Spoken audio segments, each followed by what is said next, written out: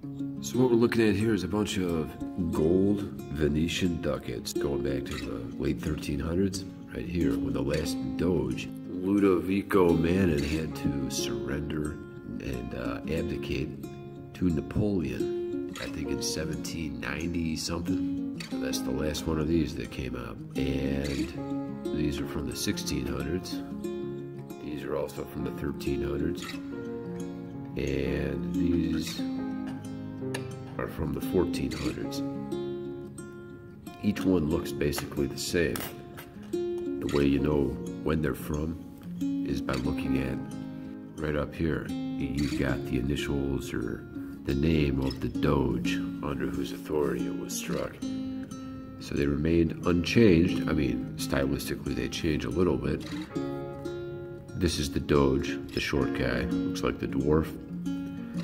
He gets a little taller over time. You know, here he's a little more compact, square hat. Hat does get pointier by this point.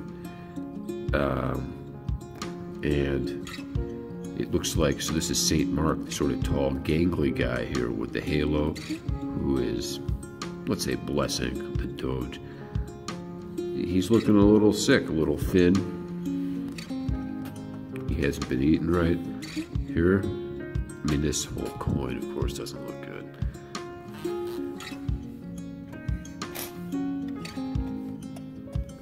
So I'm actually selling these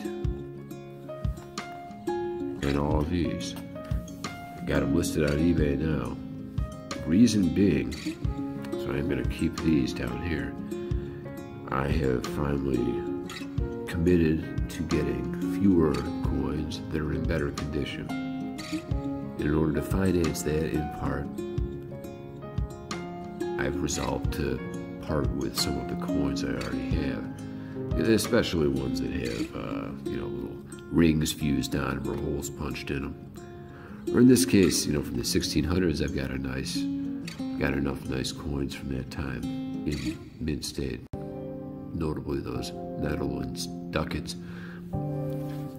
So I was able to recently win this auction from Heritage, and so I never got this coin raw. It is, you know, you pay the premium. Someone else got it, sent it off, had it graded, and it came out well. You can see why. So this one is from the same period of time, really, as this. So these are Francesco Foscari right here.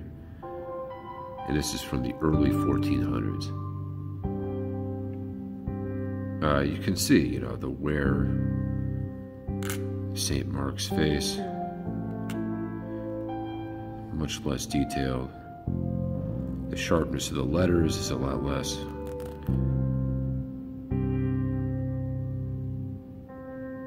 On this one, everything truly does look mid-state, so they graded it MS66. This one is Michael Steno. I never had one of these. 1400 through 1413, and these are 3.5 grams, and I believe they are 0.995 fine gold. So look at that. And if you look this guy's painting up on Wikipedia, which you can, Michael Steno, it kind of looks like, doesn't this guy look a little bit kind of too old and jowly to be Jesus?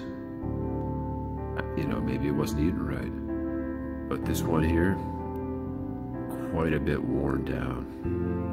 So as they all say DUX for ducks. Just like the Duke, which is where the Doge comes from. I believe it says Venetti on all of them.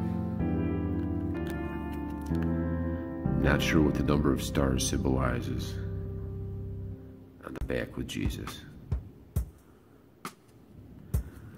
So I'll be looking for another one of these from the 1500s.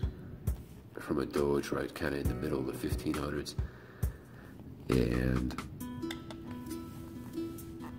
that will help me fill a gap in nice gold coins going up to the present. So from over this side we got, this is actually Andrea Dandolo. There's some nice detail in St. Mark right here. This is from the 1300s. Can you believe that?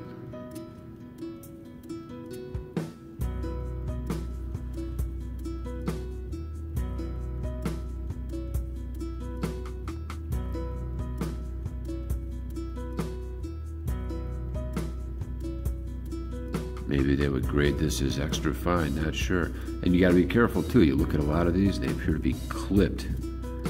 I have weighed a number of these, and they do not all weigh a full 3.5 grams, especially the older ones. So this is one that's on sale on eBay right now, and I have a bunch of these. This is also from the 1380s. Antonio Venier, or Venieri. He's the Doge right before Michael Steno. And I can't remember which one. I think it's this guy. Everybody made fun of him. Look him up. So there you go. And of course you saw I have a bunch of these.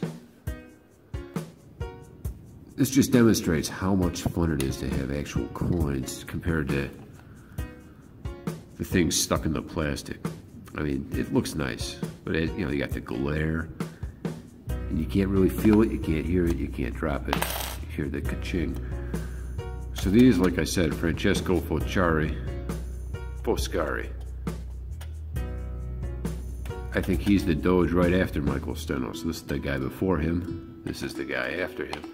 Then I'm missing a bunch of time, and I'll be selling this one too. It's listed.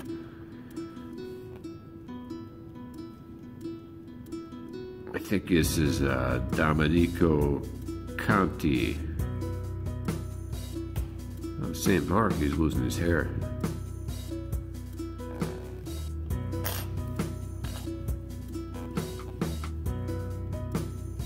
This is Francesco Loredan. 1600s also. You know, by this time, stuff's not great for Venice. Back here, 1300s, 1400s, Venice is top dog. But then, you know, the Spanish and the Portuguese are out there. Columbus discovers the New World. Things got tough because they had previously monopolized all of the trade routes, all of the trade of the Eastern stuff that these people loved in Europe. This one, you can barely see it, but that is Ludovico Manin, and he had to give up. Things were tough, look at that.